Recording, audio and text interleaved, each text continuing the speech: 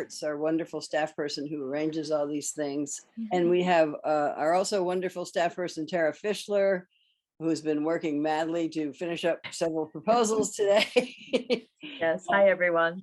And Bill Waters, welcome Bill. Wow, good to see you. Oh my goodness, Bill has done amazing work with the Association for Conflict Resolution. He made a great calendar. Oh, yeah, and you should, is that website still up, Bill? CReducation.net. Yes, everybody should be aware of that, CReducation.net. Oh, it's so good to see everybody. And Victor Robinson, oh my goodness, a voice from the past. Hi, Victor.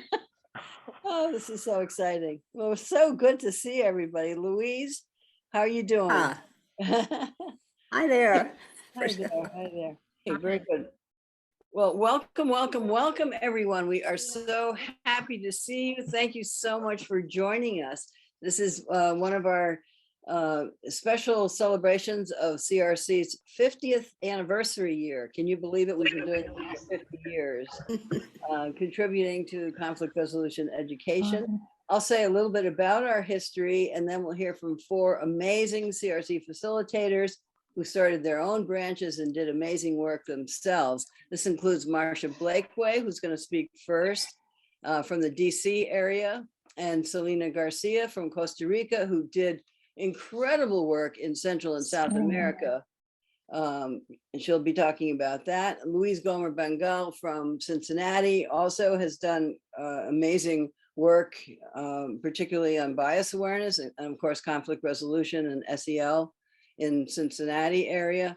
And Edna Adler, who now goes by Edina Adler, started the branch in Silver City, New Mexico, and is now living in the San Francisco area. So welcome everyone. This is so wonderful to see everybody. I can't believe it. So I'm just going to give a little CRC background for those of you that may not be as familiar with it. Many of you know this already, when some of you probably don't. Well, CRC was started by the Quakers in 1972 by the Quaker Project on Community Conflict, which was a project of the Peace and Social Action Program of the New York Meeting of the Religious Society of Friends, which is a very long way of saying the Quakers gave us money to start the program. They basically sold land in Brooklyn, and that's how we got started. We were given this special thing called released friend status, which meant that we could follow our light. It hadn't been given to any individuals since the 1800s at the time, so it was an unusual thing. But it was like you got a grant that you did not have to pay taxes on to follow your light. And of course, our topic was creative conflict resolution for young children. Is Gretchen Bodenhammer on? Can you see, Liz? Not yet. Okay, she had signed up as coming, and she actually is a co-founder. So we'll welcome her when she gets on. So the original people, in addition to Gretchen, were Eddie Hayes, who I had worked with for 1 year on street theater and street puppetry. And also we had a middle school teacher who worked with us, and he was a Quaker, and Eddie Hayes was a Quaker. And at the time, Gretchen Watts, now Gretchen Bodenhammer, now Gretchen Watts, was a Quaker at the time too. So I was actually the only non-Quaker. And Lenny Berger was also a middle school teacher in the New York City area. So those were the 4 original people who started this. And Eddie and I had done quite a bit of work together on improvisational theater and puppetry, street puppetry. This Quaker Project at the time did a lot of nonviolence training and marshal training to help people be marshals, people who could prevent violence from breaking out in many demonstration situations. So that was what Quaker Project did. And then several people got the idea, why not apply this to young children? And so those of us who had some experience working with children were invited to come back and start that. So our original themes were cooperation, affirmation, communication, and conflict resolution. And the 4 of us went regularly. Some of you actually were at these schools. We went to PS 75 in the Upper West Side of Manhattan. I know Lauren was there. and I think Sarah was too. We also went to PS 101 in East Harlem, predominantly Latino and Afro-Latino community. And the Upper West Side was a slightly more diverse neighborhood. And we planned everything together. We co-facilitated, tape recorded our sessions. Then we listened to the tape recordings, and then we took notes on the tape recordings and drew our conclusions. And that became basically the Friendly Classroom for a Small Planet. So it was a very, very well received book because it was really so thoroughly thought out. We really worked very hard on making sure that these tools worked very well in very difficult classroom situations. And this, Celina is going to talk about this later, because Celina actually was the first person to translate this into another language. She translated it into Spanish, and then had a friend of hers translated it into Arabic.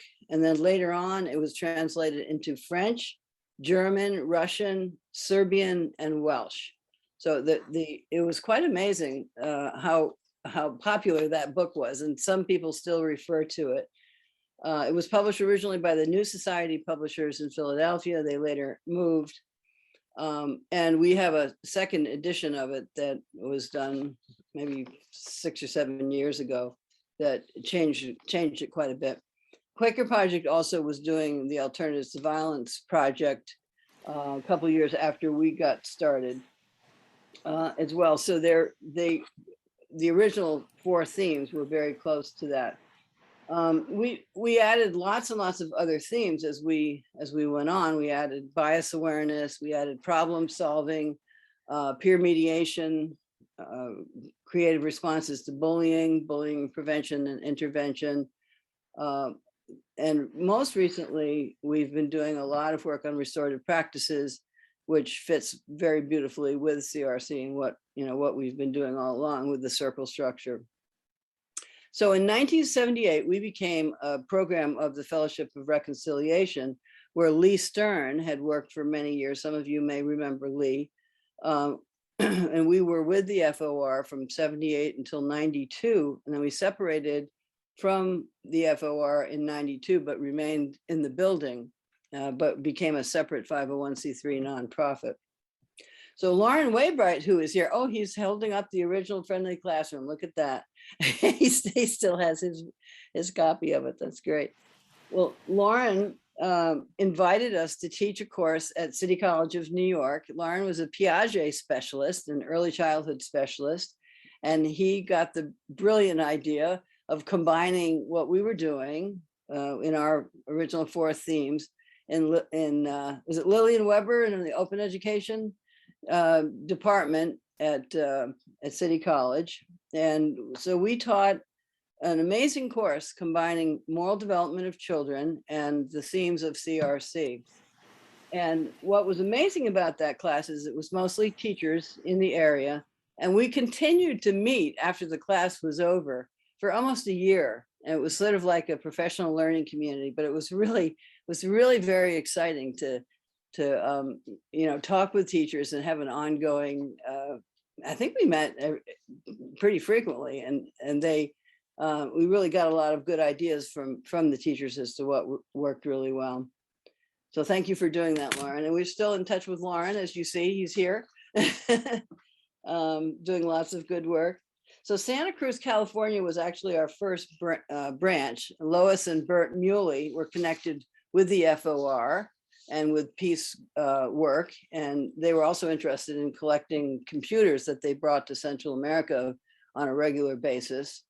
And Marsha Blakeway was one of the early branches as well. She's here today. We're so glad to see you, Marsha. Thank you so much for joining us. And she actually ran one of the largest of the CRC branches. The DC branch for several years had a budget, an annual budget that was actually higher than the Nyack branch budget.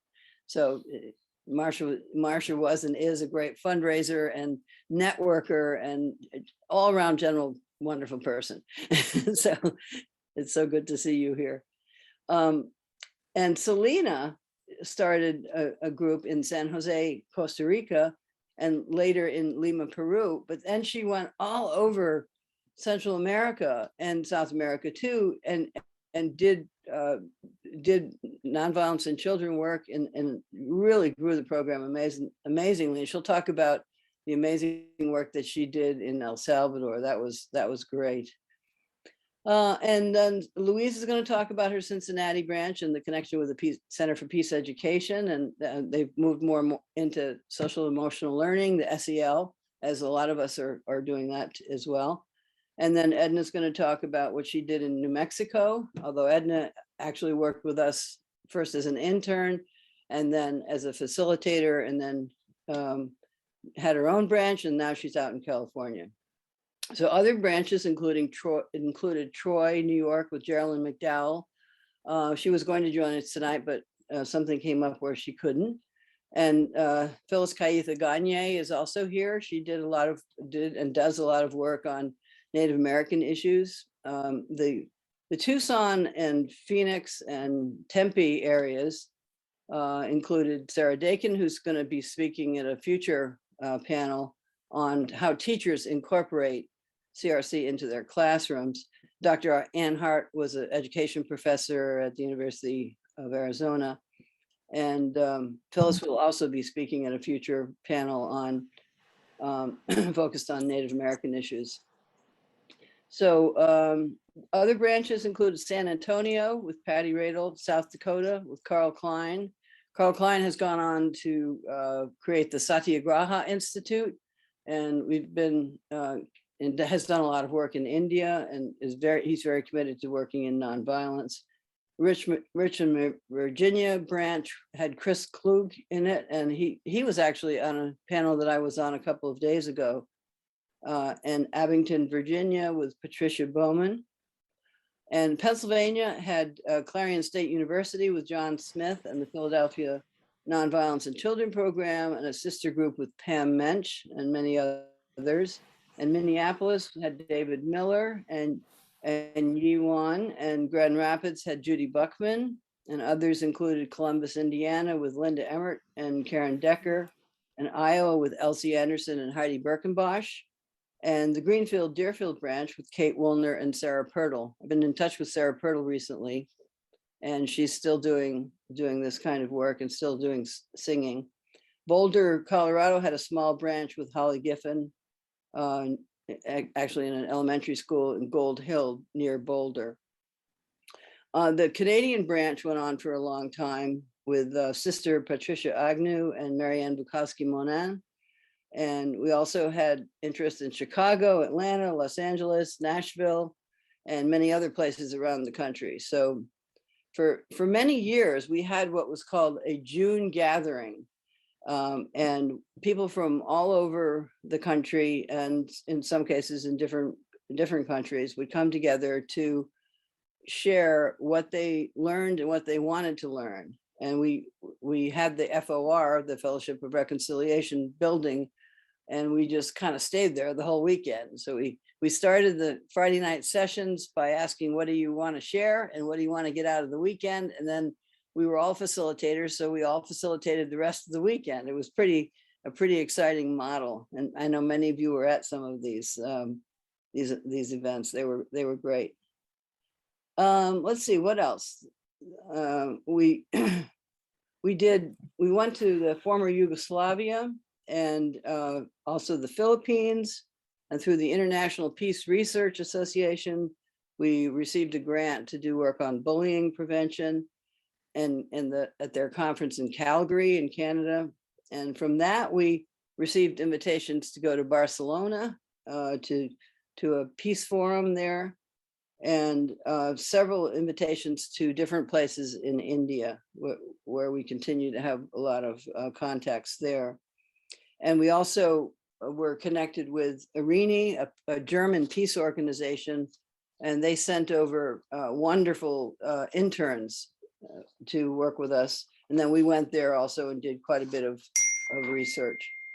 So that's, in a very quick way, some high-speed history of CRC. And now I'd like to turn this over to Marsha Blakeway, who can tell us about her wonderful work that she's been doing and has done. And there was a question first from Lauren about Yes. how many branches altogether.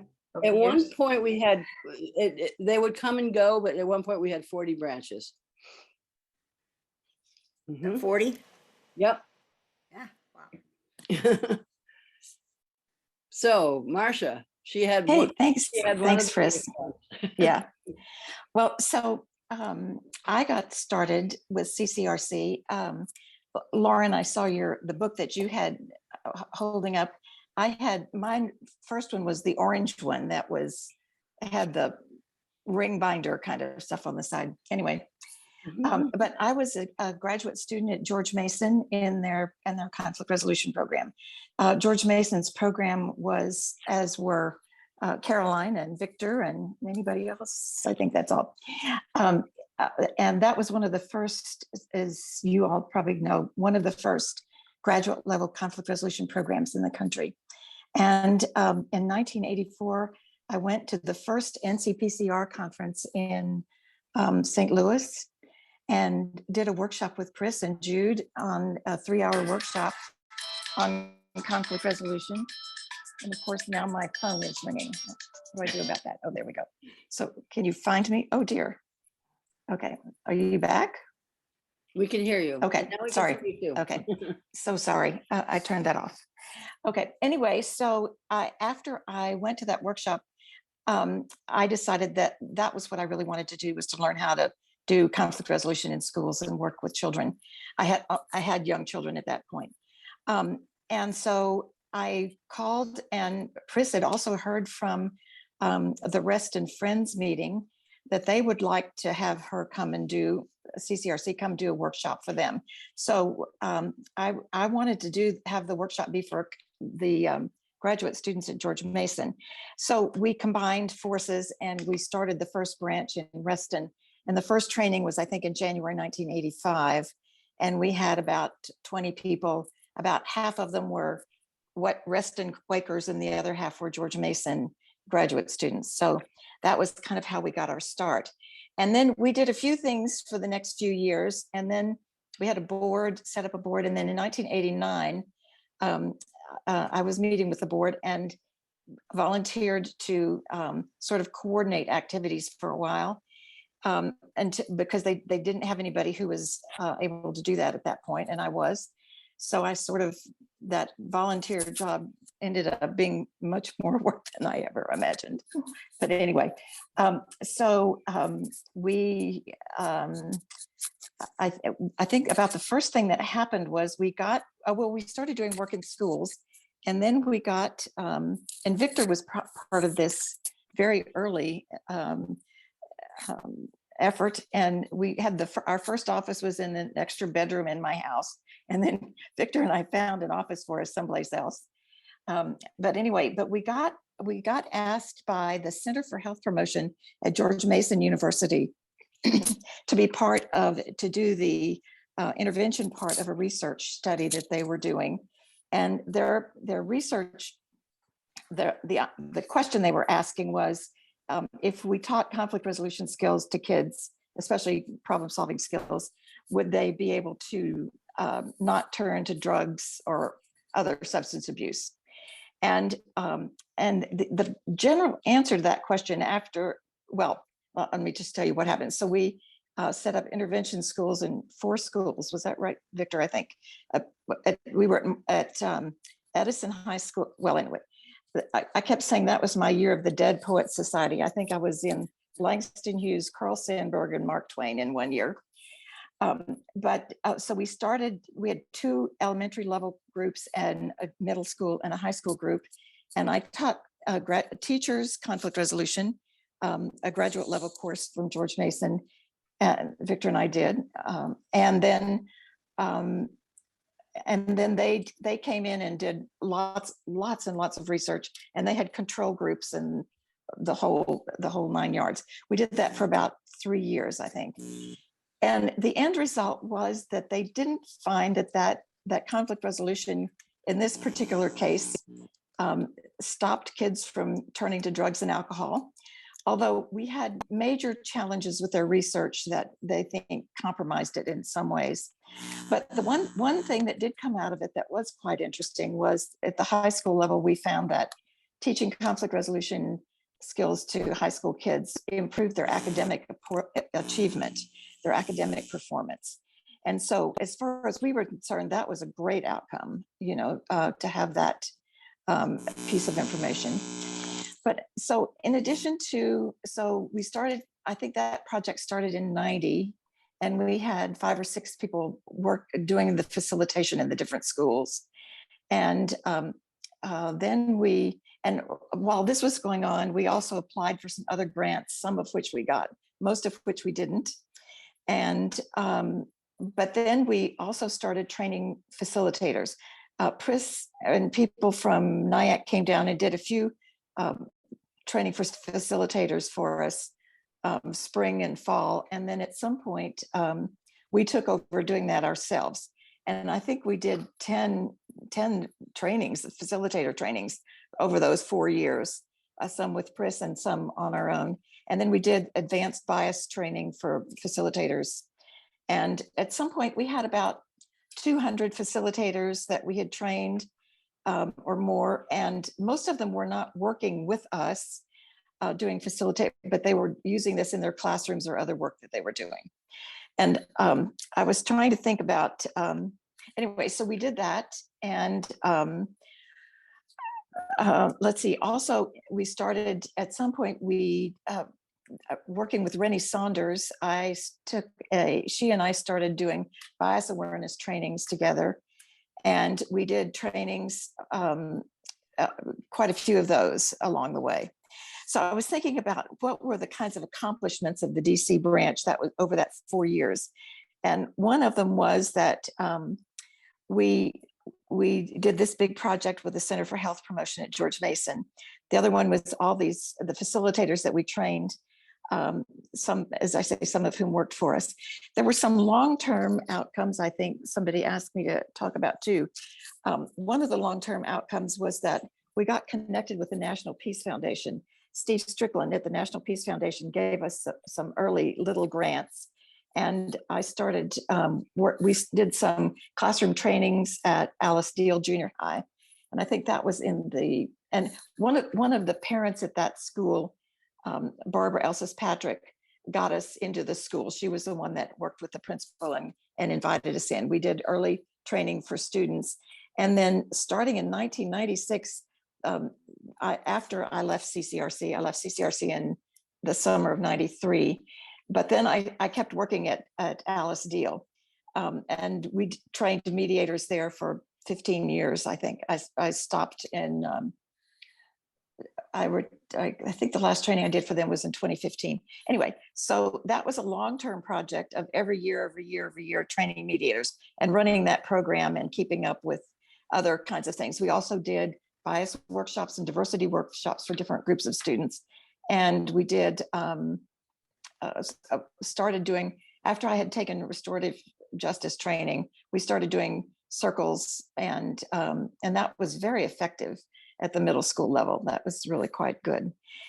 The other thing was I worked at Murch Elementary School. The school nurse took our training and then she got us set up there. I was at Murch for 10 years. And then one of the side things that happened from all the work that we did there was that someone, Marsha Sweedler and Marge Bleweiss attended a workshop that I did at American University in connection with a citywide conflict resolution conference. And they thought, this is just great. They wanted to train their kids to be mediators. So I worked with them for a while. But then Fairfax County Schools, under the leadership of Marsha Sweedler, started having annual Fairfax County mediation conferences. And the last time I was there, well, we started having K through, high school every year. And then we had to divide it because it got so big. I think there were over 2,000 elementary school kids trained the last time I went to one of those workshops. And I think that stopped when COVID happened. So I haven't heard that they've started it up again. But so we have trained thousands of kids through that program. And that program's gone on and on. And Victor, is there anything else you can think of that we should say about the CCRC branch? No, your memory is much better than mine. Yeah. Well, anyway, it was we had a great time. We did workshops for graduate students at George Mason. We did workshops for teachers and taught teachers, as I said, every twice a year, had graduate level classes for teachers. So I think then I went on to do other things with what I had learned. And so did lots of the other facilitators who we trained. And I think the branch I left in '93 when my father was dying anyway, so I had to leave. And I think the branch made it another year or two before they finally couldn't maintain, the program anymore. So it doesn't exist anymore, which is too bad. But we had a great run there for a while. You sure did. Thank you so much, Marsha. Let's give Marsha a big applause. Wow, Wait, Marsha. that How was many great. years was that? Yeah. It was from '89 to '93 was when I was there, but we started in '85, and then the program went on till about '95, I think. So it was about 10 That's years. great. Yeah. Oh, thank you so much, Marsha. It's so great to hear that story again. I love it. Okay, and now we're going to hear from Celina García from San Jose, Costa Rica. Yeah, right. Right. Hello, everybody, and thank you for being here. I decided that I would share with you 4 situations in which CRC worked in unexpected and mysterious ways, and 2 experiences that are so culturally challenging and difficult that it's possible it would take several generations before they are solved. And the first story that I want to share with you is when we were hired to work in an agrarian reform location in the northern part of Costa Rica. In Costa Rica, the agrarian reform law became effective in October 14, 1961. And this means that the government donates or sells parcelas, which are the pieces of land that they sell to families for agricultural purposes, or give them away if the families are very poor. And training was given only to the paterfamilias, that is the fathers, the men of the families. And I used the paterfamilias purposely because in Latin, in Rome, the paterfamilias was the man in charge of the family, and women in the family, women in under his roof, and also the slaves under his roof. So the word family comes from that group of people that they had all rights in those times. Why am I referring to this? Because we were called to do a mediation into one of these parcelas. Parcela is the piece of land that the families received. And what had happened is that a group of women got together and built a pond, and they raised fish to sell, and they began to sell stuff for themselves. But what happened? This famulus in Latin, and I keep saying it in Latin because it was a total control of the men or the women at that time. And there was a great resentment. There were 3 divorces and most of the families had very serious problems. And why? Because men resented the fact that the women, by doing all these things and inviting people to go there on Sundays and making food for them, they had made a little money. And with that little money from the most basic things, which are buying stuff for their children, and shoes and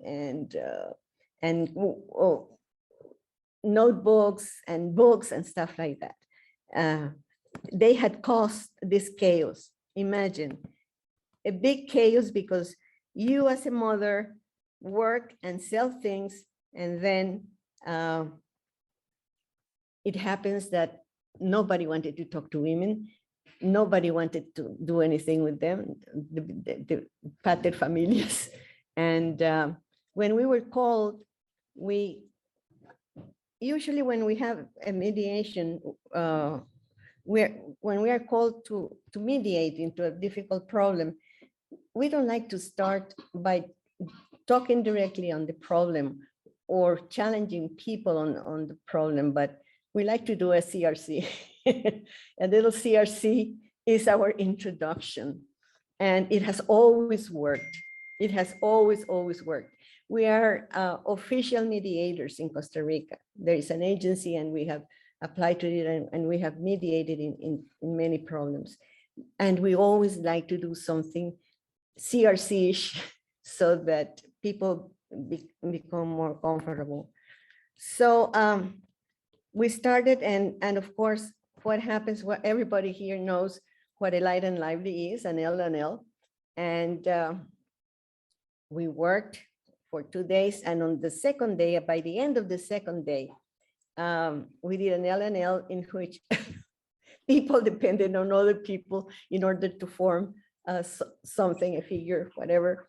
And that's when it all melted down. Something happened. It was mysterious, as I said before. It was unexpected. But all of a sudden, one of them says, Celina, I had to hold that mother, that idiot's hand in order to build the little house. And that was like the medicine for something that had been so hurtful to so many people. Children were very sad because the father wanted them to be in some place, the mother someplace else, etc., etc. So to make the long story short, we did sign, they all signed an agreement by the end of these days. It was the third or fourth day. And there were 3 men who didn't show up to do anything, 3 of them. They were the only ones who didn't sign the agreement. And the agreement was that the women would continue to work in what they were doing, and they could be assigned another parcela, another piece of land for themselves too, in a more permanent kind of way. And this is my first story. And another very interesting situation took place in El Salvador. The Catholic Church, well, we started here in 1990. So the Catholic Church almost immediately thereafter invited us to do a workshop. And I don't remember the connection, but we did end up there. And there was a woman in the workshop, and she said that that we had to go back to El Salvador. It was an order from her.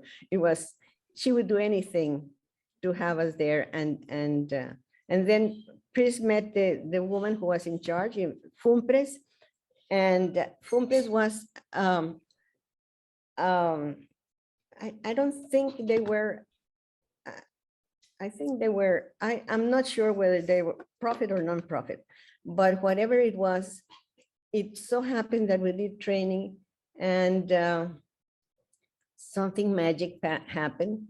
Something magic happened. They said they didn't have more money to do this or the other, and I say, why don't we do training for trainers so that you guys go around and train more people? Because if you don't have the means to pay or whatever, we could do that. If you have some 10 or 12 good trainers, that will solve the situation, at least partially.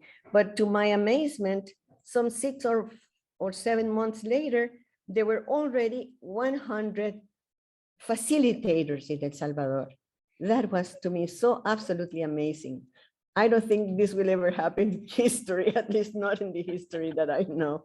But I'm sure that one day it can happen here in Costa Rica, that it can have as at least 100 working simultaneously to do something like this in schools. El Salvador was, of course, very beaten by the wars, and it was very, very difficult to work at the beginning. Very, very difficult, because people would not like to sit next to each other, because they would say, "Oh, Doña Celina, this man, how could I sit next to him? He's causing kill my dog or my husband or whatever." And there was the first workshops that we did was more like a catharsis for everybody, and we just took the time to let them talk about how they felt, because you can't forget a war like that very easily and get into a program, no matter how good the program is. You need to give people time to say how they felt, and how you could understand that you didn't want to shake hands with somebody who was there. Of course, they did by the end of the workshop, but not at the beginning. Another interesting instance was with the Pestalozzi Foundation in Trogen, Switzerland. Not Trogen, Trogen in Switzerland. And this is a program that they held. They stopped it some 5 or 6 years ago. They would invite young professionals from about 14 or 15 countries to go to Switzerland and stay there for 2 months. And in these 2 months, they received different kinds of trainings. And one of those trainings, they wanted us to do it. And we did go at least 4 or 5 years consecutively, something like that. But there was a group that is the most difficult group that I have ever encountered in my life. And that was a number of accusations that were and complaints. Somebody broke into my room and they stole some money. You are taking my boyfriend. That's my boyfriend. And so many different countries were represented there with so many different cultures. It was very, very difficult. And this particular time, which was the most difficult time that I remember, the story went that I thought I was going to give up. It's the first time in my life that I thought I had to stop. And there was nothing I could do. And I said to myself, what do I do? And it occurred to me to do another L&L. All the participants lay down on the ground, on the floor, on the grass, and then you put the head on somebody's belly, etc., etc. And all of a sudden, they all started laughing and laughing and laughing and laughing. They didn't even finish the game. Something so strange happened. They all got up and they hug each other. And I was just, we were just looking at what did we do? What happened here? And why is everybody crying and hugging each other? And what an experience. This is one of the most touching experiences in my life. I still get tears in my eyes. Then we were invited to go to Egypt for a very interesting series of workshops and we were invited to go there. I had lived in Egypt for 3 years, so I knew exactly how to run a workshop in Egypt and with people from Arabic countries. I knew I should not make any activities where people had to touch each other, and or men touching women or women touching men. I knew exactly the rules. I knew them very, very well. And So we finished. We did the basic.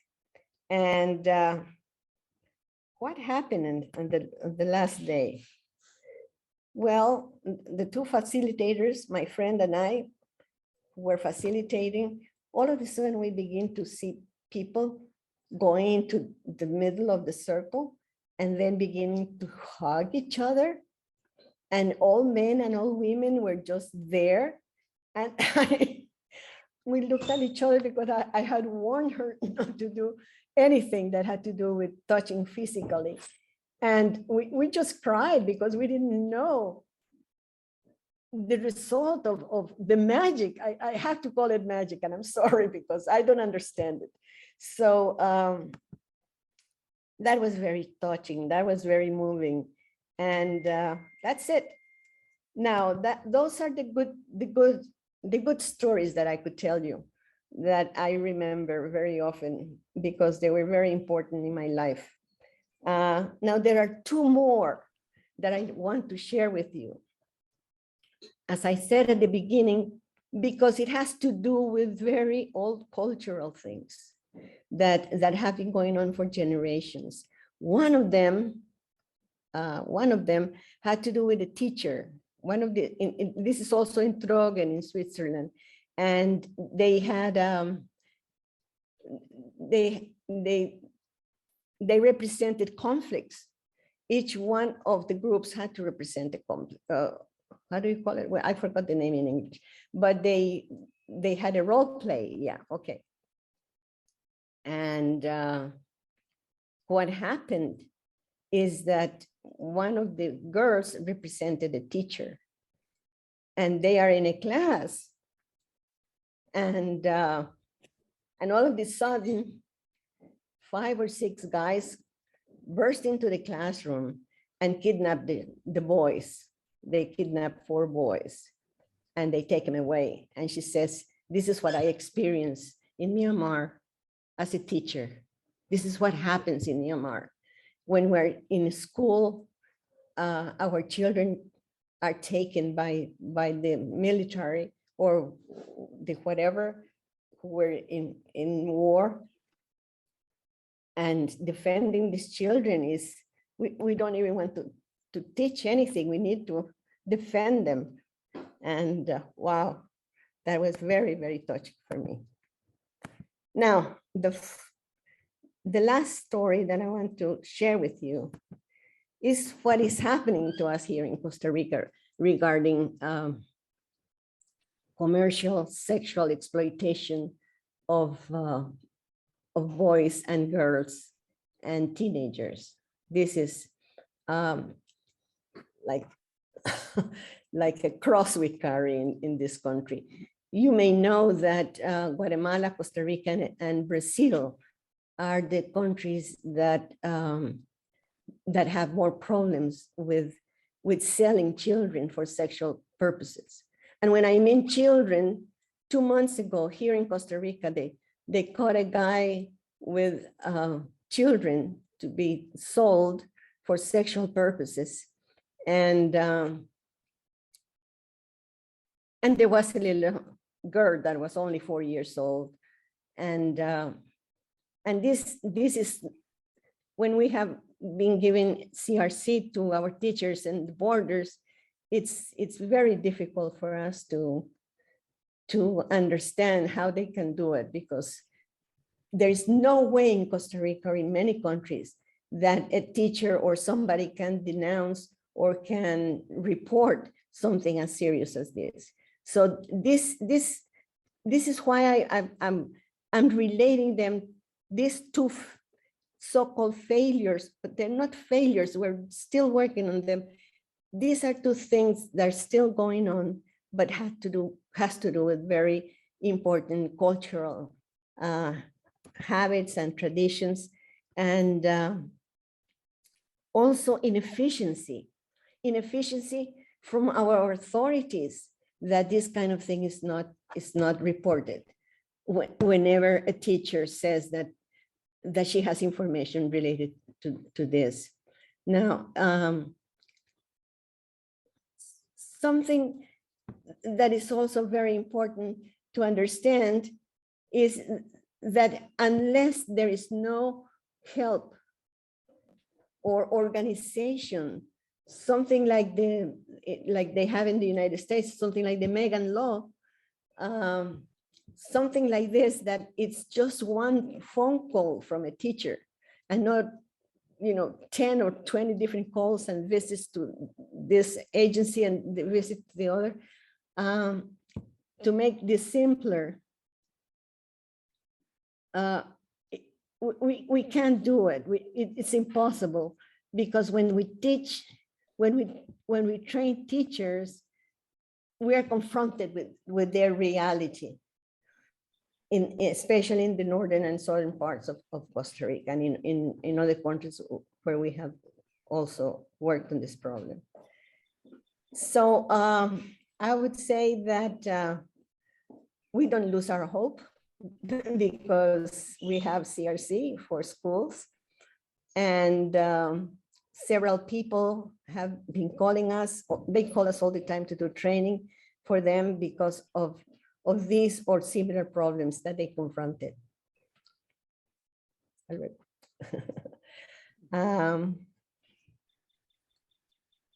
That's about it. That's about it. But thank you for Priscilla, for coming here twice and giving us the training. And we have made very good use of your program, and we thank you very much. Oh, thank you so much, Celina. You have done amazing work. Yes, yes, Lauren, thank you. Let's give Celina a big applause too, or yeah, I guess we're silent. Can I ask her a question? Sure. Just because my Zoom blipped out for a moment when she said that was the most challenging place I've ever done with all these cultures, and I didn't hear what the place was. Maybe somebody can help you. I forgot what I said. Well, they were talking about their boyfriend problems and people stealing from them, but I didn't hear where. Switzerland, wasn't it? Switzerland. It was in Oh, Switzerland. Switzerland. Okay. That was in Switzerland. Oh yeah, yeah, that Okay. was in Switzerland. In Gotcha. Trogen. You have to do some gargling before you pronounce some words in German. Trogen, they would say. And I would say Trogen. No, not Trogen. Trogen. Trogen, yeah. Yeah. It is a wonderful, wonderful, wonderful organization. They were known because right after the Second World War, there were many children that were lost in Europe. And their work was to bring them there and give them a home. And they have a whole hill with buildings and housings just for those children. Wow. And right, that's how they started. And thereafter, they began to bring children from other countries that were in big trouble. And they're still there. But they stopped this program that I like so much, because it was very important for all these young professionals, teachers, psychologists, and social workers, and so forth, to get a program that would work for them with their different schools or groups. That was very, very good. Thank you so Great, much. thank you. Okay, Chris? so next we're going to hear from Louise Gomer Bangel from Cincinnati. Priscilla, Yes. I have a request. I know it's a last minute one, but is there any way that I could go next, because I'm in a stationary break between tours, between college tours? Sure. Is that all right with you, Louise? That's fine. Okay. Oh, with others thank you. as well? Thank you so much. Okay, so we're switching to Edina. Or Edna, that's fine. So I was very fortunate when I was going to a Quaker college called Friends World College back in my 20s, which was a long time ago, to come across CCRC and also ESR at the time, but then I transitioned into being an intern at CCRC, and to learn all about the work that they were doing. And it was so inspiring to me. I really wanted to be a peace activist, and also, you know, nonviolent activist, but I was really an educator at heart, not a political agitator. so much. So CCRC really gave me this opportunity through the internship in NIAC to work in all of these different communities, from the South Bronx to the, gosh, we went to so many different places, to Hebrew day schools, which were one of the hardest places to do CCRC, but that's another story. And finally, after, I think it was from 85, and then I went overseas for a year in 87 and did children's theater. But when I came back, I went back to CCRC till about, it was almost 15 years of working off and on with CCRC and doing other jobs at the same time. I decided to go to a peace conference, which I think Priscilla also went to in Phoenix one very hot summer. And there I met a number of amazing people who were doing all kinds of workshops, from bias awareness to, gosh, you name it, in the field of conflict resolution. And I met someone there from Silver City, New Mexico, who was a single mom. Well, her kids were all like in college already, but she was really interested in conflict resolution and mediation. And she sought me out in this workshop and asked, you know, can you please come and do training, do some training, and you know, maybe get some people trained in Silver City, because they really need it. And Silver City, if you don't know New Mexico, was a very small, still is a small mining town, former mining town, where the economy had tanked once the mines closed down. And they had very high rates of unemployment, violence, drug use, all kinds of social problems, and a lot of problems with the youth as well. So, and there was an ongoing conflict between the ranchers and the Mexicans that were living there, and it was an interesting set of conflicts that were going on. The native people and the interlopers, as they saw them, who were moving in from other states because they'd sold their houses and made a lot of money and were buying property and stuff like that. So she really felt like a mediation program would be a great help to that community. So I decided, I raised some money from a foundation that I knew, and started a branch in Silver City, New Mexico, which also happens to be about 2 hours away from Tucson, Arizona, 2.5. And it was kind of in an interesting location on the edge of the Gila National Forest, and about 7 hours drive from Flagstaff, where CCRC wound up doing a lot of work through our branch. So we started a branch initially to work in the schools, but it quickly became something much larger, because we were offering free trainings for the first year or two to all of these organizations that had never heard of, you know, what we were doing. It was a very small town, so word got around very fast. And before you know it, we were being asked to do trainings from the elementary school level to the juvenile justice department, to the court system, to doing mediations with the college, the university that was located in Silver City, very small university, but they had some ongoing conflicts with their staff. And it just was so exciting because we got to do so much in a very short period of time with so many different kinds of people in different arenas of different areas of the town. And the concept of conflict resolution and mediation became sort of part of the infrastructure over the course of 5 years of the way things were done with we created a program called Reach, what was it called? Oh my gosh.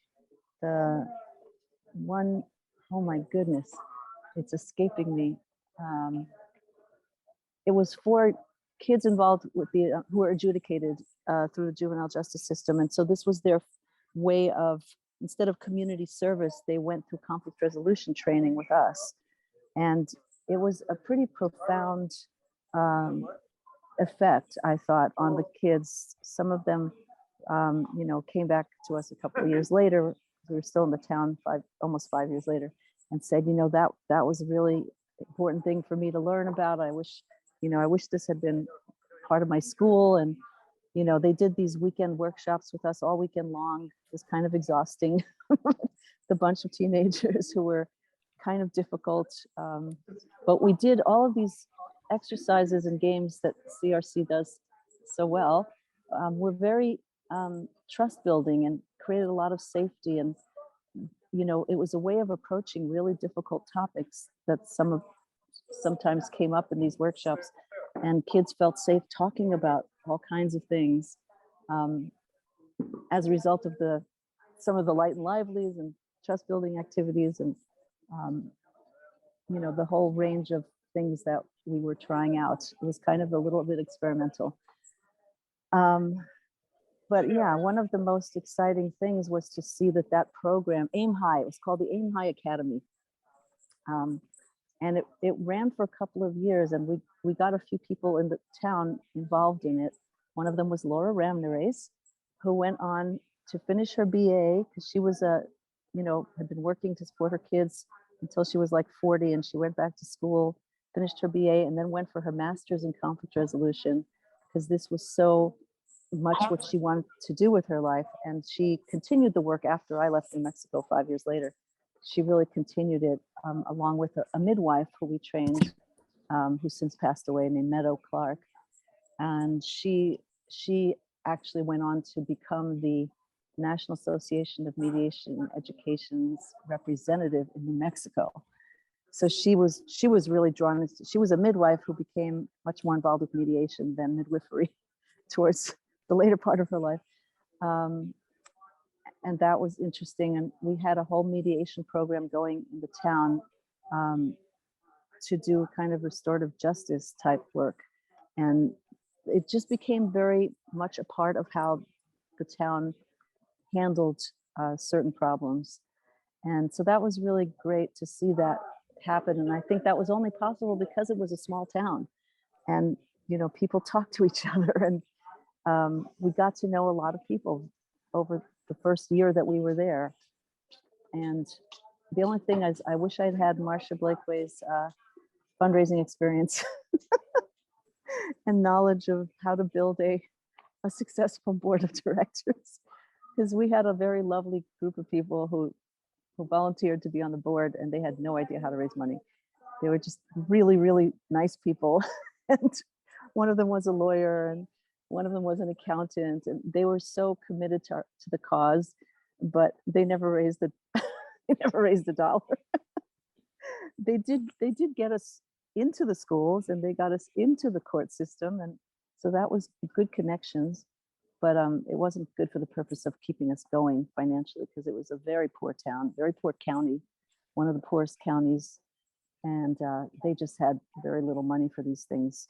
The only time CCRC really got compensated was when we did mediations, and when we did work for the university, for the staff that was having all kinds of conflicts between staff that had been there a long time and new people who were coming in from other towns in the outside world and kind of trying to take over. And so that was a very interesting experience. And I miss all of that, miss doing that kind of work.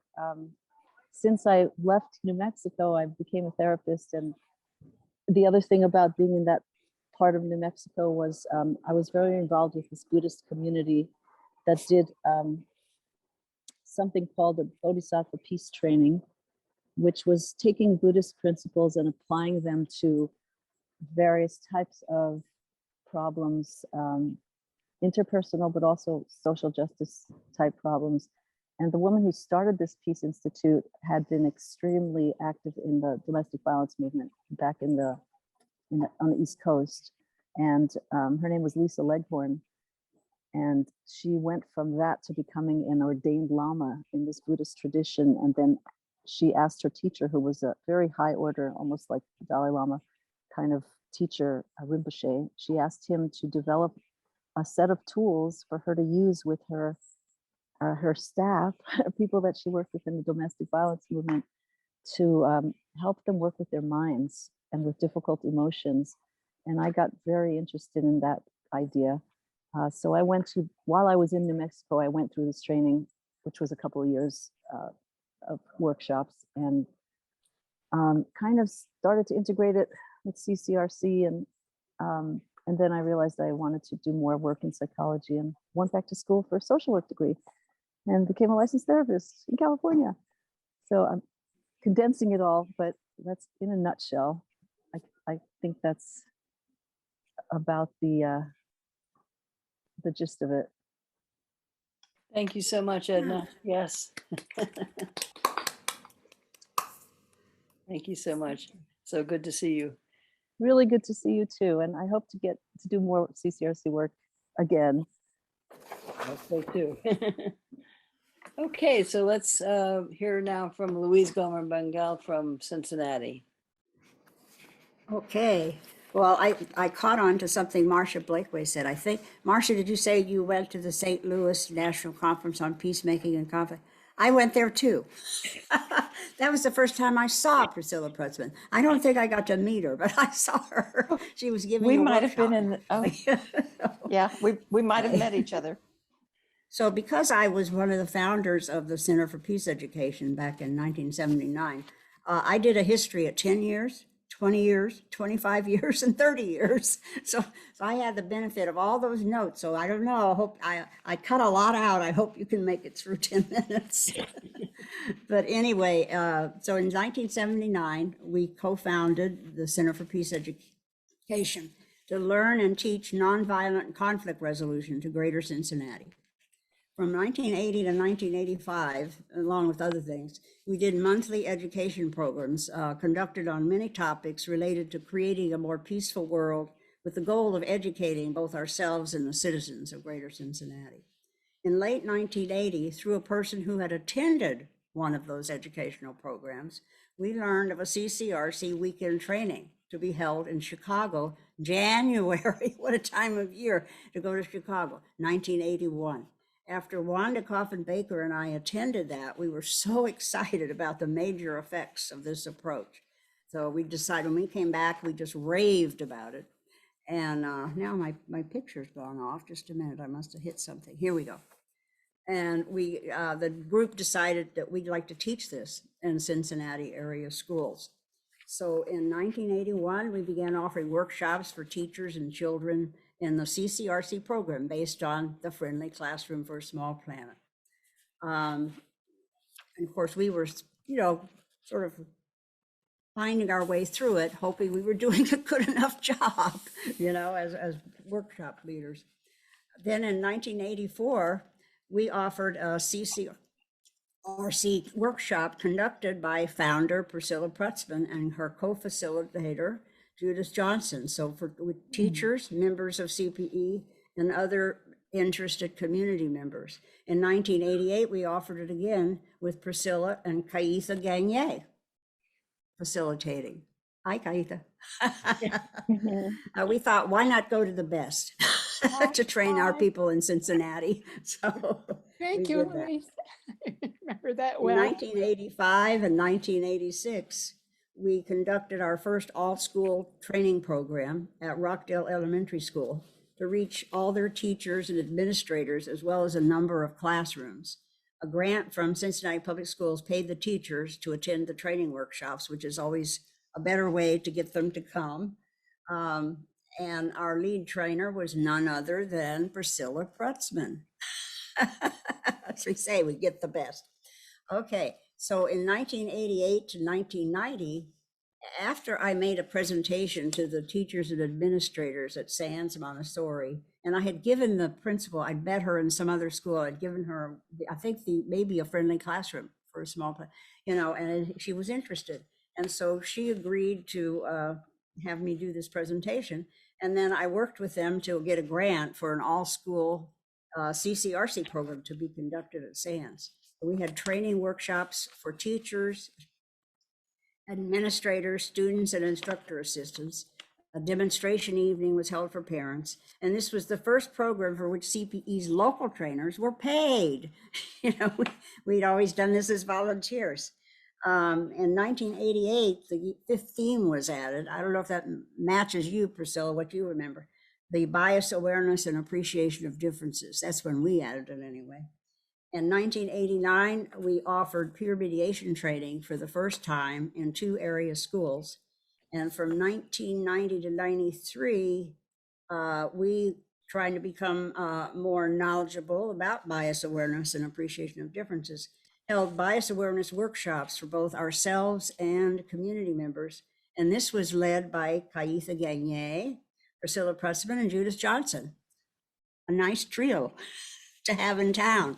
Okay, so then in 91 and 92, we first held a regional conference, and the following year a national conference titled Overcoming Racism and Conflict Management, to look at practitioners, how practitioners could be more sensitive to the needs and rights of various cultures and people of color as we were teaching and conducting conflict management courses. Also in 1992, we published the Peer Mediator's Guide, authored by Karen Tracy, and this manual was in use across the US, and in 2003 was translated into Korean because we got invited over there to do a workshop. I'll tell you more about that later. And the same year we published, we were busy that year, a year of SCRC, 35 experiential workshops for the classroom. And this was authored by Kinshasa Leah Azaria, Francis Kurt Crotty, and Louise Gomer Bangel, to serve as an easy-to-use teacher supplement to the Friendly Classroom for a Small Planet. So here, Cincinnati's CCRC program became Students' Creative Response to Conflict, or SCRC. Since the use included junior high students, we thought we could raise it up to students from children. And I hope that never bothered you, Priscilla, that we did that. That was Kinshasa's idea. We went with it. Let's see. So this manual is now in use in various places across the country, and maybe in several other countries. But through our publications, by 1993, CPE had become a national resource for peace education. In 1994, received the first year of our training funding for our training programs from the city of Cincinnati and Talbert House. We're going up in the world here. And this valuable support for our programs continued through 2008 for the city and 2009 from Talbert House. And remember, that's the time of the recession. That's when it ended. By 1997, summer peace camps were held here for area youth. In 1998, CPE began partnering with the Intercommunity Justice and Peace Center on this annual project. In 1998 and 1999, we conducted Middletown Schools Conflict Management Training Program for teachers and students in 4 schools and 24 classrooms. So that was the most extensive and comprehensive school system training that CPE had yet conducted. And the value, this made us feel good. The value of CPE programs was recognized by the City of Cincinnati Neighborhood Services report stating that CPE programs should be taught in every CPS school. And we never did quite achieve that, but it was nice to have them say that. November 1999, that was our 20th anniversary, and we had The Art of Peace. Together we create a peaceful community. CPE's 20th anniversary celebration and art auction held at the Cincinnati Museum Center. So we did a little fundraising. We needed Marsha Blakeway too, in terms of our success in fundraising. From 1999 to 2002, we ran a comprehensive conflict management program at St. Margaret of Cortona School, now named Prince of Peace Catholic School. And this training for staff and students included all 3 of CPE's major training programs. So we trained with SCRC, peer mediation, and cooperative discipline. The principal tracked suspension and expulsion data and attributed the dramatic decrease in suspensions and expulsions to the effects of CPE programs. In 2003, we received a 3-year renewable grant from the Ohio Department of Youth Services to implement a conflict management program at Taft, Vine, pardon my voice, and Windsor Elementary Schools. And also we gave a presentation on our programs to a meeting of all Cincinnati Public Schools principals. So it was nice to have that contact, but I don't think a lot came from that, but we did talk to them. In July, this is the interesting thing.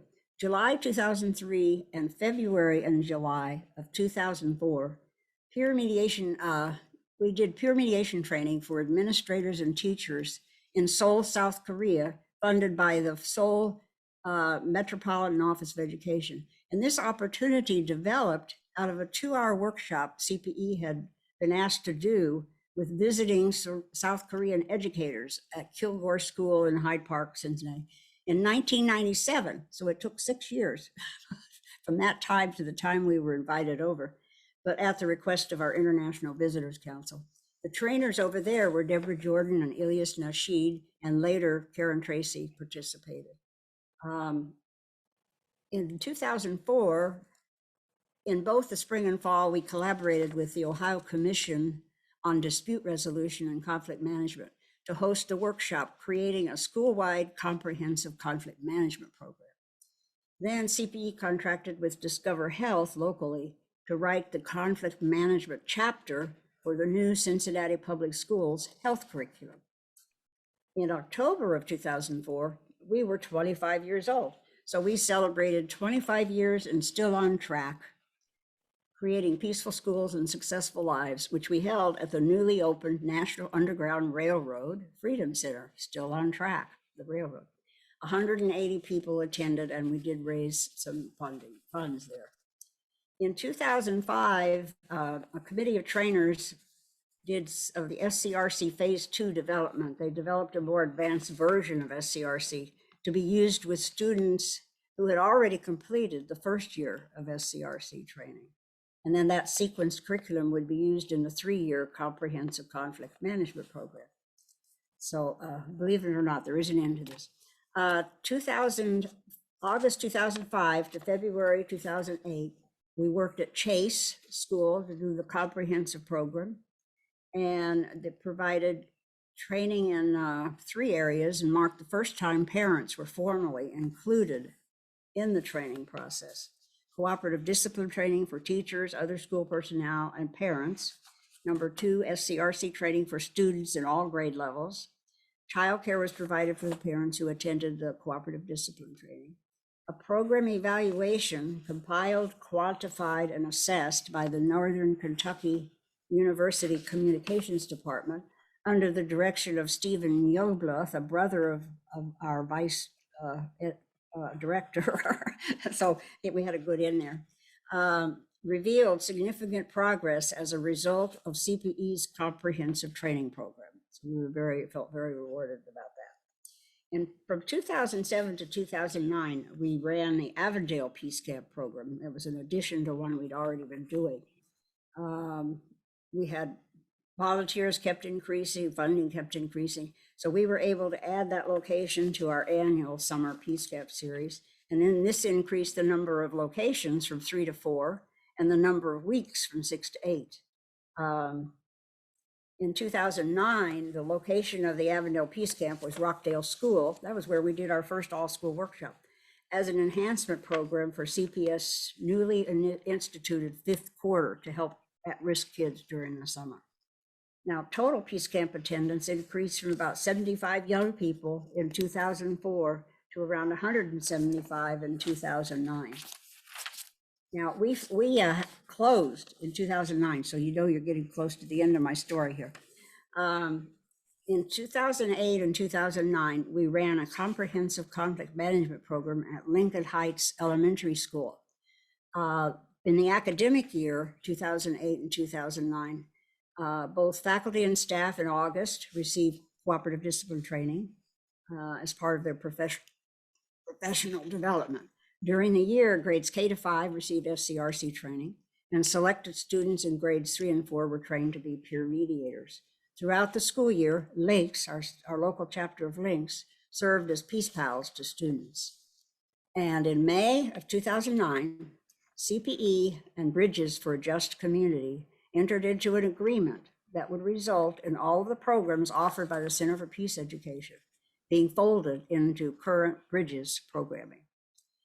In summer of 2009, due to a lack of future funding, CPE began the process of dissolution. So that recession hurt so many nonprofits, and it definitely hurt us. In October of '09, a farewell potluck was held at my home here. It's one of the founders, to celebrate the Center for Peace Education's many achievements over the 30 years of its life. Around 40 stakeholders attended, former staff, board members, trainers, donors, interns, AmeriCorps Vista members, and volunteers. The University of Cincinnati agreed to accept CPE's papers into its archives. Now I have one little addendum. In 2013, Bridges for a Just Community also folded for a lack of funding. The big recession. So in February of 2014, I was thinking, who's offering these courses in our city? And, you know, people need that kind of training, social, emotional, the CCRC areas. So to continue this vitally important work, I wrote a letter to the CEO of Talbot House, and, you know, we presented the idea, hoping they would just work it right into their program. But they only paid people $15 an hour. These were teachers who, you know, usually got more than $15 an hour. We just decided that wouldn't be fair. So in June of 14, I founded the Center for Social Emotional Learning with assistance from Ilyas Nasheed and others, so the CCRC approach would continue to reach the students of Greater Cincinnati. I got funding from Talbot House, they using mental health prevention funds from Ohio. So they pay us so much an hour, and we use that to pay a little bit of our expenses to pay our trainers. So we could end up paying our trainers $30 an hour instead of $15. We thought that was a good deal. Over the last 8 years, with the skillful leadership and very hard work of Executive Director Bob Kelly and a team of facilitators, CSEL has reached nearly 5,000 children in 15 schools using SEL program basics that Castle developed, but actually teaching the same skills, attitudes, and perspectives that CCRC started teaching 50 years ago. Wow. That's a big story there, Louise. Thank you. Yeah, I hope I cut a lot out. You know, I thought, oh, I only got 8 minutes. Thank you. So I hope it wasn't terribly long. I learned a lot with that.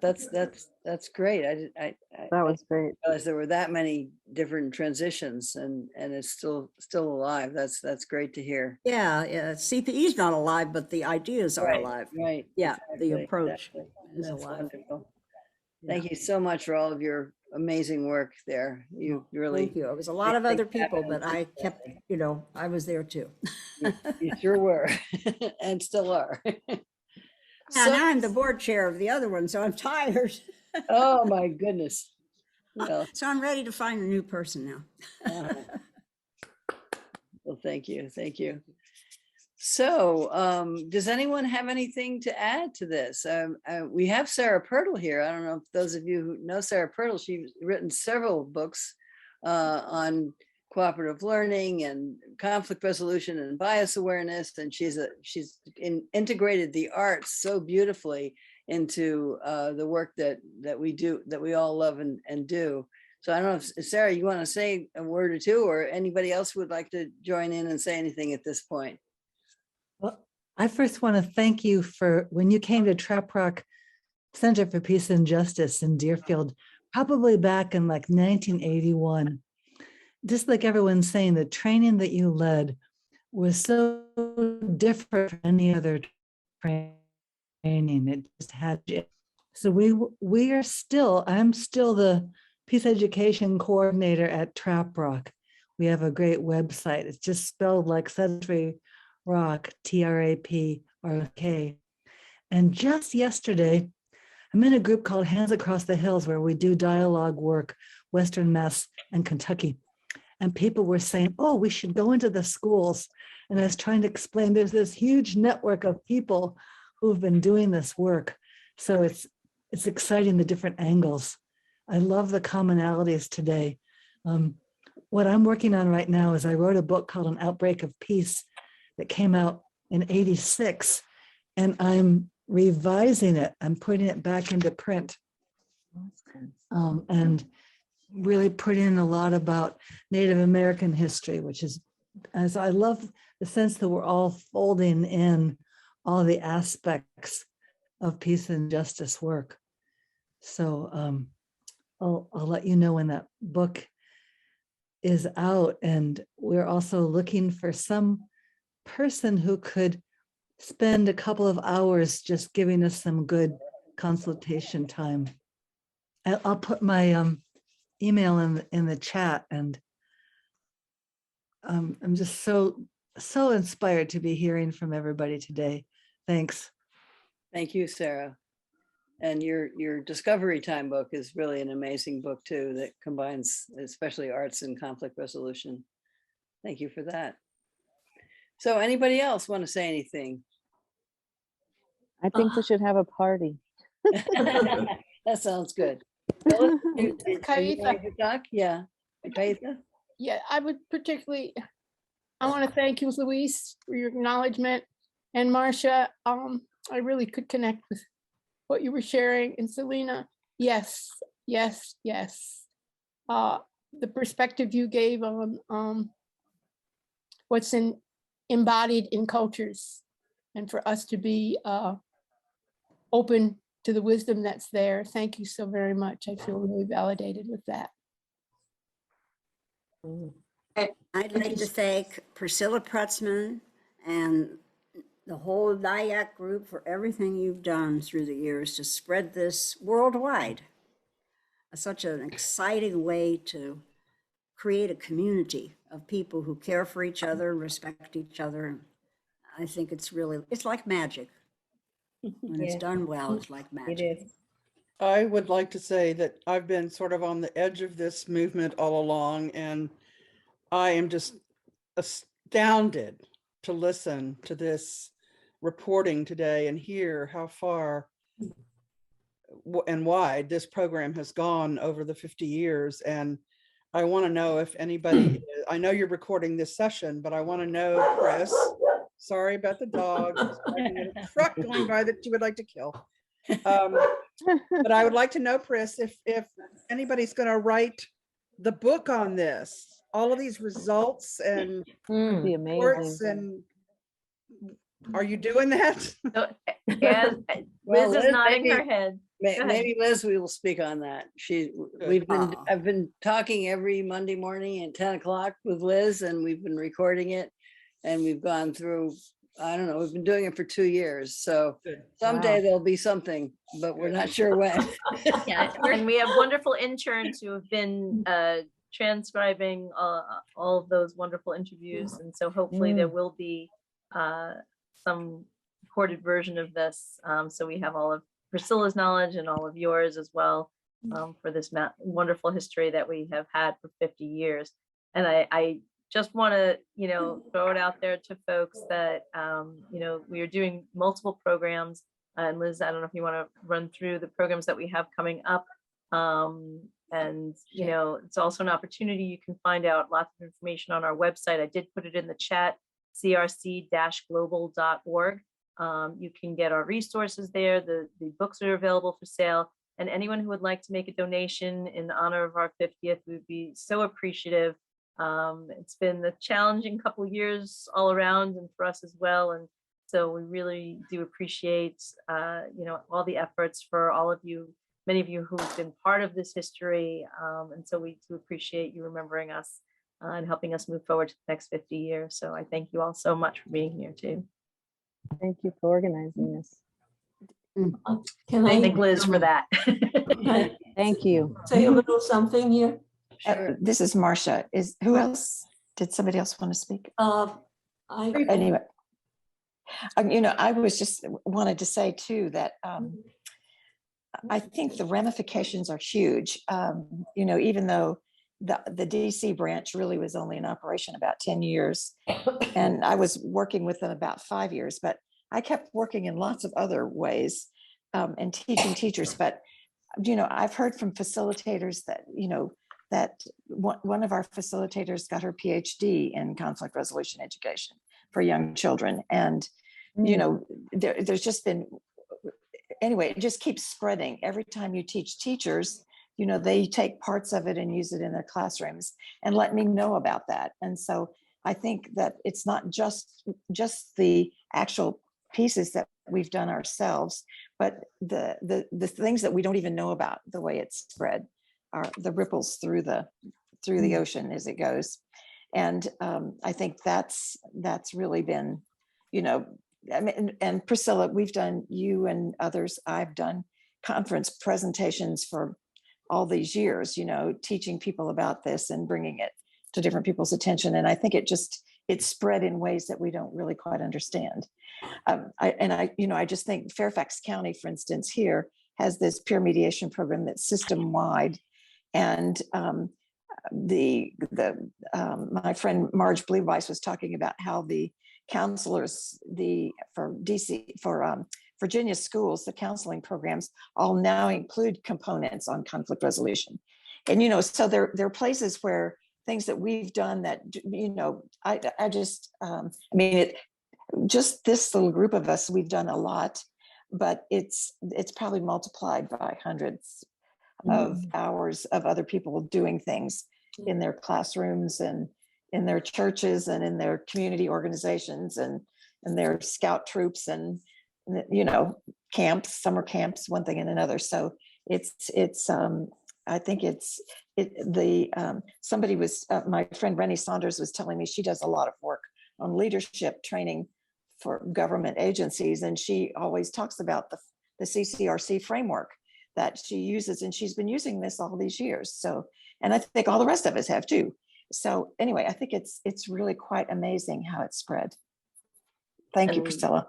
Oh, thank you, Marsha. Yes, thank you. And we have a number of people. I just want to say we're at 7:30. So if anyone needs to hop off, we understand. Anybody who wants to hang on. We have Liberty who wanted to say something, Thomas, Lauren, and Keitha Phyllis. So we can kind of go in that order, and whoever was able to stay, we can do that. I just want to say that although it's been a long time since I was officially associated with CCRC at the time, it meant a great deal to me. And for the rest of the 28 years or so since in my life, I've been doing a lot of related work, including publishing several books by others that are, again, everything is related to conflict resolution and overcoming what I call the us versus them disease of humanity. I've led many workshops and interest groups. I created a video and a manual for discussion of bullying based on the true experience of a Quaker girl in Utah. And my specialty is I collect examples of positive experiences where people have been successful in overcoming all that we're all working against. And all of you are so, it's just wonderful to be here and see you and hear from you. And finally, at this stage of my life, I'm actually putting together my own book called Homesick for Harmony, which will collect a lot of the materials and the stories and things that I've been collecting over the years. And also working on a book called The Dream of Dixie's Diner. It's not a book, it's a story that I wrote. And it's a fantasy which was inspired by true experience of Bayard Reston, the civil rights leader. So CCRC, I haven't been with you specifically, but in spirit, I have never left. And you're wonderful, and Pris is a wonderful gal, and the rest of you obviously are too. So thank you, Liberty. I don't know, can you hear me all right? Yes. Thomas here. Okay. So look, I just want to say thank you very much for organizing this. I'm here in Europe, in France. I just put something in chat that I was inspired to share with you. I live close to where Leonardo da Vinci is buried. And I ran a summer school on Leonardo da Vinci a few years ago. And I got a download, I can only describe it as that, because he was a military engineer. He invented machine guns, submarines, etc. And he only did that because he had to make a living. He was a genius, an artist, a peace lover, but he had to make weapons. to survive. And so many people have to do that in America today. So, you know, you represent to me the best of America, the peace-loving America. But the rest of the world doesn't see that. They see the Pentagon. And it is the largest money spinner on the planet. So I had this vision, a Leonardo da Vinci type vision. Let's design a top floor on the Pentagon as tall, because you may know the Pentagon is not very tall. It's quite a shallow building. We could stick a top floor on as big as the Pentagon, only it would be 9-sided and nonagon. And it would house the US Department of Peace, which would fund all the stuff you guys are doing. It would have as much money as the Pentagon downstairs, and it would totally change the way people see America. You know, so this is a project, it's a serious project I'm working on. And I want the prize architect who designs it to be awarded the prize here in France at the place where Leonardo is buried at Amboise. Anyway, I just wanted to share that because one of your speakers was saying how difficult it was, 2009, all the funding went, you know, and so the peace work is sort of always bubbling there, but it's always insecure. It's never properly funded. If we had a department for peace in the US, that funding would be there, you know, guaranteed. Why should we pay more for the military? I regard the work you're all doing as more important than the military.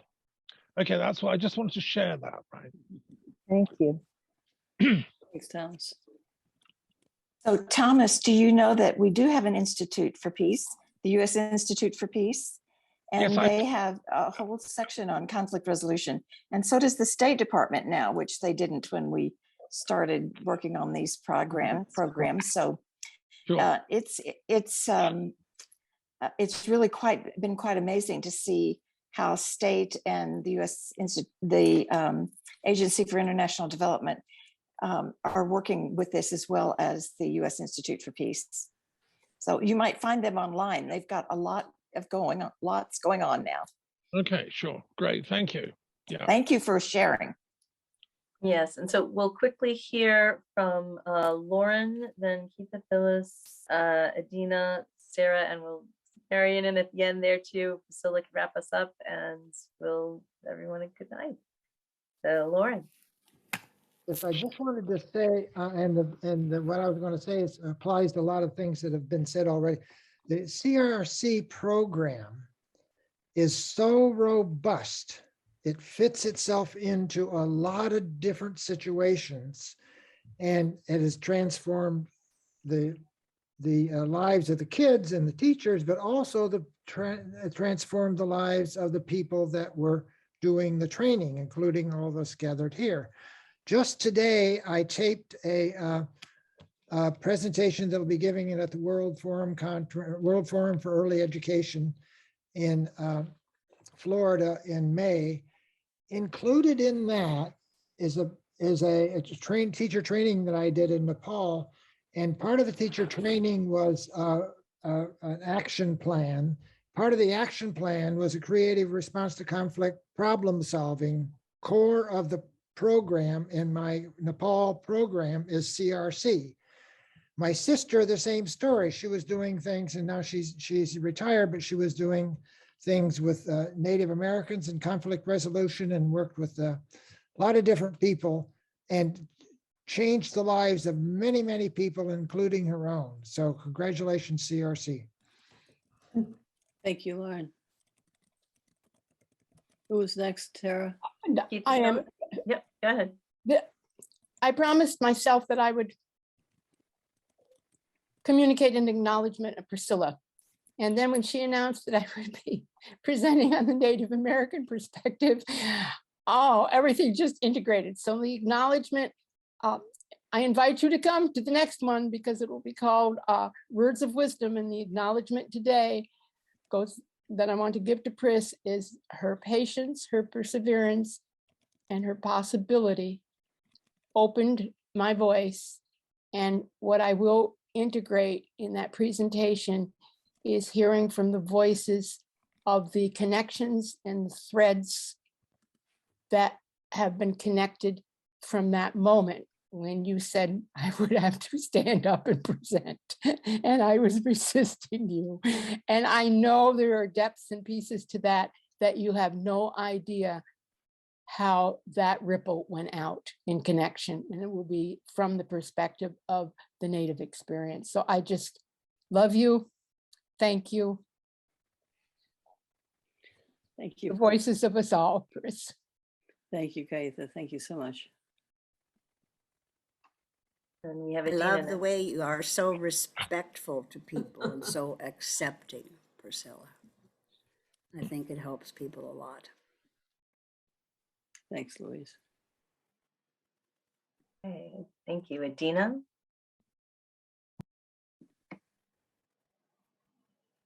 You're muted. Sorry about that. No worries. I just want to say thank you to all of you. It's so good to see some of you again who I haven't seen in years. And I hope that when it's safe to do so, we could actually have some kind of a live gathering. But failing that, it would be really great to have a follow-up to this, sort of like we used to do in the olden days, a visioning. I don't know what we called it back then. Chris, you probably remember. You know, we'd get together for. We called it the June gathering. Oh, that was the June gathering. Okay. And we'd think about, you know, all the things that people are doing and what directions we wanted to take things. And it was just a very exciting day or weekend. And I'd love to see something like that happen again, even if it's virtual. It's a great idea. Well, we don't have exactly that, but our next event, Liz did just put in the chat, which is on May 3rd, National Teachers Day. We're doing a panel with some of the very folks who are on this group now. That's on restorative practices, conflict resolution, peer mediation. Sarah Dakin, Francisco García Quezada, and Lauren Waybright will be joining us for that panel. And then we're hoping that we're going to have a big gala or a small gala or a medium gala, some kind of gala in December 10th. So we will be celebrating that. And I do encourage you to look at our website, again, crc-global.org. It has upcoming events, it has resources, it has our publications for sale, and of course you can donate there as well. And also November 17th, Kaitha is going to be speaking on the Indigenous panel as well. Yes, as she mentioned, great. yes, November 17th. And next we Email have that to us. Sarah. Yeah, can you email that to us? Sure. Yes. Say to Celina, I think you were at the 25th anniversary of CCRC in Pennsylvania. Carnegie Mellon, was that it? Marsha? Buchanan University. See what day is Yeah, that? and I met you there, so it was nice to see you again. Thank you for that clarification of the date, Priscilla. Sure. And so to wrap us up, we have Sarah, then Marion. And anyone who has spoken, if you want to put down your raised hand, unless you had something else. Okay. Yeah, well, I just wanted to acknowledge Priscilla also, and all of you who've done this work over the many years. I think I started in 1985 as an intern, about the same time Edina started in Nyack, and moved out to Arizona, where I am right now. I'm not in Hawaii. I'm actually in Sedona right now. But yeah, so I moved out here just a couple years later, but I continued the work out here in Arizona for a while, which I'll speak to in May. But I wanted to just tell Priscilla that the most valuable thing that I think I learned from Priscilla is just facilitation skills. She is really a master facilitator. And no matter the content, which is wonderful, CRC content and what we taught, just the whole style of facilitation and learning how to co-facilitate.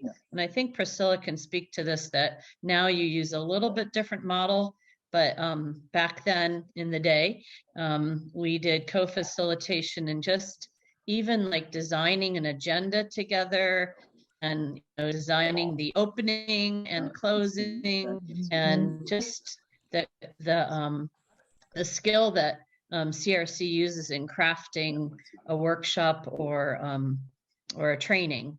And I just enjoyed so much just learning that kind of skill set. And then as a music teacher, I use that skill set not only in conflict resolution, but teaching music classes. And of course, using music, I still have my original copy of the Children's Songs for a Friendly Planet. Is that what it's called? The Friendly Planet Classroom? That's it. Yeah, and I use Sarah Pirtle's songs quite a bit too. She has wonderful songs that I taught in my music classes. So my music classes became part peace and conflict resolution classes, and also just traditional music. So thanks to everybody. Thank you both, Sarahs. Yeah. Okay, and finally, Marion, and then Liz. Oh, Yeah. Hello, just to say hi from the UK. I've known about and worked with all these same materials since about 1984, and in various versions they've circulated around the UK. I think the current version seems to be called Restorative Justice in Schools, but there are also quite a lot of Quaker projects in peace education, and there's a peace education coordinator at Friend's House in London. So all this work has been going on, in the UK in parallel with you, and possibly started by that famous book. And I have a copy somewhere in my sort of heaps of manuals.